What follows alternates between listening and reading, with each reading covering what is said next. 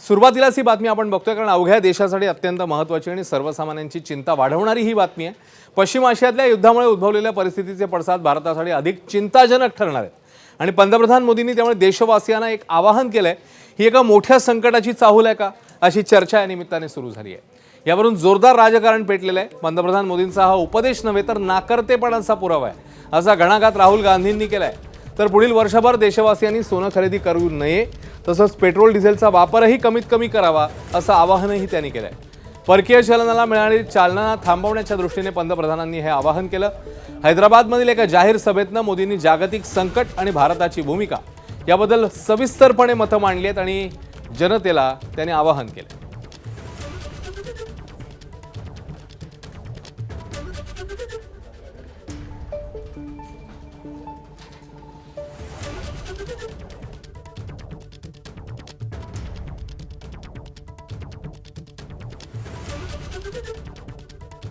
हमको ये तय करना पड़ेगा कि साल भर तक घर में कोई भी फंक्शन हो, कोई भी कार्यक्रम हो, हम सोने के गहने नहीं खरीदेंगे, सोना नहीं खरीदेंगे। पेट्रोल डीजल का संयम से इस्तेमाल करना। साथियों, हमें पेट्रोल डीजल का उपयोग कम करना होगा। शहरों में जहां मेट्रो है वहां हम तय करें कि हम मेट्रो का ही उपयोग करेंगे। तर पंतप्रधानांनी देशातल्या जनतेला उद्देशून नेमके काय काय आवाहन केलेलं आहे ते बघूया। सोन्याची खरेदी टाळावी, पेट्रोल आणि डिझेलचा वापर कमी करावा, वर्क फ्रॉम होमला प्राधान्य द्यावं, परदेश प्रवास टाळावा, खाद्यतेलाचा वापर कमी करा, नैसर्गिक शेतीचा अवलंब करा, स्वदेशी उत्पादनं वापरा। हे अनेक मुद्दे मोदींनी जनतेला उद्देशून मांडलेले आहेत आणि हे मोदींचं आवाहन महत्त्वाचं काय, त्याचं महत्त्व नेमकं काय अधोरेखित करून घेऊया। तर 2026 मध्ये भारतात सुमारे 72 अब्ज डॉलर्स किमतीत सोन्याची आयात झाली होती। मागील वर्षीच्या तुलनेत 24% आयात वाढलेली होती, आकडे वाढलेले होते। भारत जगातल्या दुसऱ्या क्रमांकाचा सर्वात मोठा सोन्याचा देश खरेदीदार हा झालेला होता। तर सोन्यासोबतच कच्चं तेल, वनस्पती तेल, खतांची मोठ्या प्रमाणात आयात करण्यात आली। भारताच्या एकूण आयात खर्चाच्या 31.1% हा हिस्सा या 4 वस्तूंवरच खर्च झालेला होता। त्यामुळे या 4 वस्तूंवर प्रामुख्याने भर देण्यात आल्याचं बघायला मिळते आणि त्या सल्ला त्या अर्थाने महत्त्वाचा मानला जातोय। तर पंतप्रधान मोदींनी केलेल्या आवाहनावर लोकसभेतले विरोधी पक्षनेते राहुल गांधींनी हे मोदींचं अपयश असल्याचं सांगत टीका केली आहे। या संदर्भात त्यांनी एक एक्स पोस्ट केली आहे, बघूया। एक्स पोस्ट मध्ये राहुल गांधी म्हणतात, पंतप्रधान मोदींनी केलेली आवाहन म्हणजे अपयशाचीच कबुली आहे। काय खरेदी करा करू नका या पातळीवर त्यांनी देश आणून ठेवलाय। स्वतः जबाबदारी टाळतात आणि जनतेच्या खांद्यावर टाकतात असं म्हणतात राहुल गांधी। देश चालवणं आता विकल्या गेलेल्या पंतप्रधानांचं काम नाहीये असंही या आवाहनाच्यावर जी टीका राहुल गांधींनी केली एक्स पोस्ट मध्ये त्याच्यामध्ये त्यांनी नमूद केलंय। दरम्यान राहुल गांधींनी केलेल्या टीकेनंतर मुख्यमंत्री फडणवीसांनी पलटवार केला, पाहूया। आहे मोदीजींनी जे सांगितलं त्याचा जर अर्थ राहुल गांधींना कळला नाही तर आता त्यांना दोष देता येत नाही, कुठेतरी त्यांची समजच कमी आहे। पण तो जनतेला कळलाय आणि त्यामुळे जनता रिस्पॉन्ड करेल। सर, केरळमध्ये मुख्यमंत्री तडजोड करणारे पंतप्रधान आहेत, त्यांच्याकडून देश चालवणं होणार नाही हे राहुल गांधी। असं आहे, देशामध्ये सर्वात रिजेक्टेड नेता हे राहुल गांधी आहेत। रिजेक्टेड माल आहे। आता त्याला तुम्ही महत्त्व देता, आम्ही देत नाही।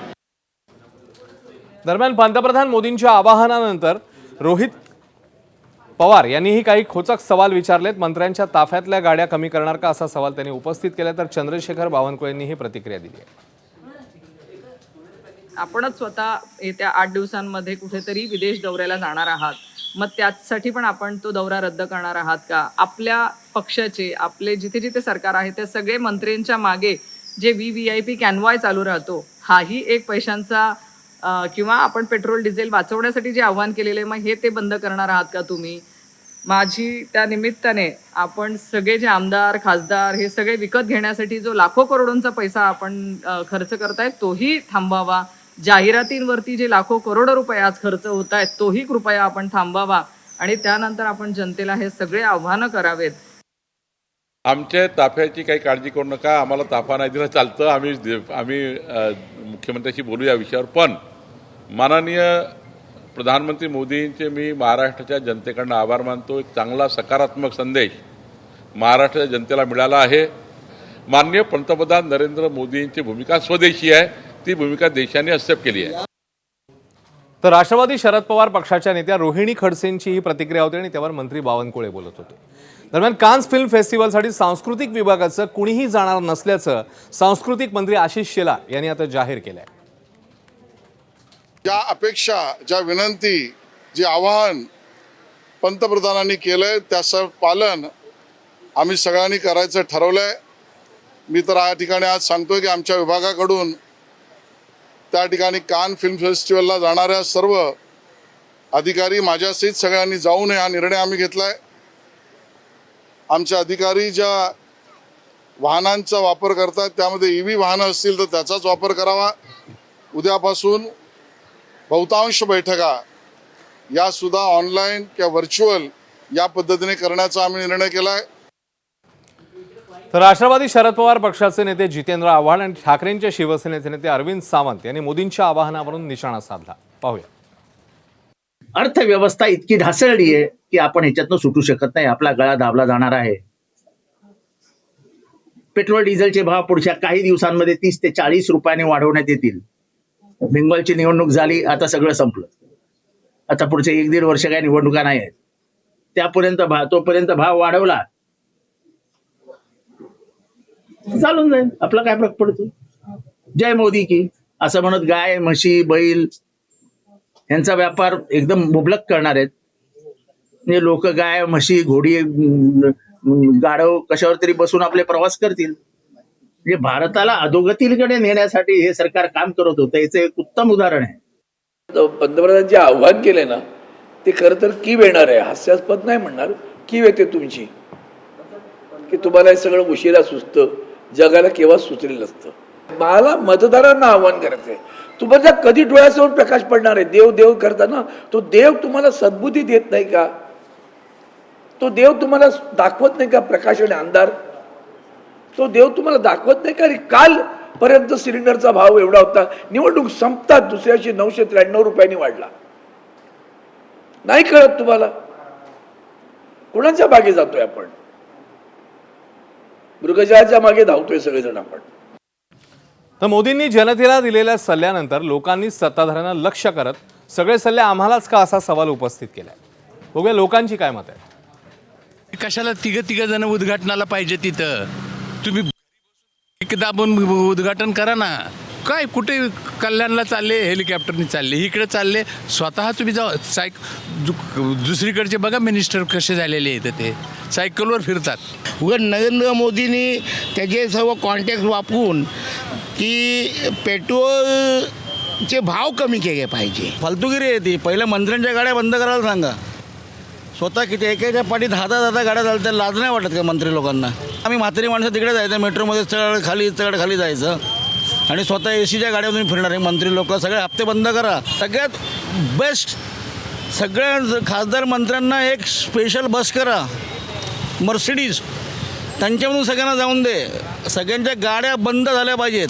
ते विमानानं घेणार आहेत आणि आम्ही शेतकऱ्यांनी आम जनतेला मोटरसायकल सुद्धा वापरू नये म्हणजे हे योग्य नाही त्यांचं म्हणणं. तुम्ही तुमचे खर्च कमी करायला पाहिजे होते. तुम्ही देशामध्ये जे बाहेर देशामध्ये विमानानं येणं त्यानं फिरता, तुम्ही ते दौरे कमी करा. ॲक्च्युली तुम्हाला पूर्ण बंदच करायचं आहे पेट्रोल डिझेल घेणं. आम्ही काय करायचं? आम्ही कर्मचारी जवळ लाखो कर्मचारी आहे या भारत देशामध्ये. आम्ही काय करायचं? आमचं संसार काय करायचं? सर्वसामान्य जे कारागीर आहेत त्यांचं घर पोट भागतंच ह्या कारागिरीवर, सोन्या चांदीच्या कामावर.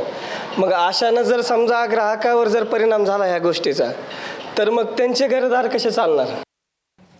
या होत्या काही लोकांच्या निवडक प्रातिनिधिक प्रतिक्रिया. दरम्यान मध्य पूर्वेमध्ये तिकडे इराण आणि अमेरिकेमध्ये सध्या युद्धविराम झालेला असला तरीही हॉर्मुझमधील सामुद्रधुनीवरचा तणाव मात्र कायम आहे. यामुळे कच्च्या तेलाच्या किमतीत पुन्हा एकदा वाढ झाली आहे. जागतिक बाजारात कच्च्या तेलाच्या दरामध्ये सुमारे 3.30% वाढ नोंदवली गेली. यामुळे कच्च्या तेलाचा दर पोहोचला $104 प्रति बॅरल, त्याच्याही पुढे गेलाय. अमेरिकेतही कच्च्या तेलाच्या किमतीमध्ये वाढ झाली आहे. तिथे जवळपास 3% वाढ पाहायला मिळते. त्यामुळे अमेरिकेत कच्च्या तेलाचा दर आहे $98 प्रति बॅरल. याच्या पुढे हा दर पोहोचल्याचं पाहायला मिळतं. एबीपी माझा, उघडा डोळे बघा नीट.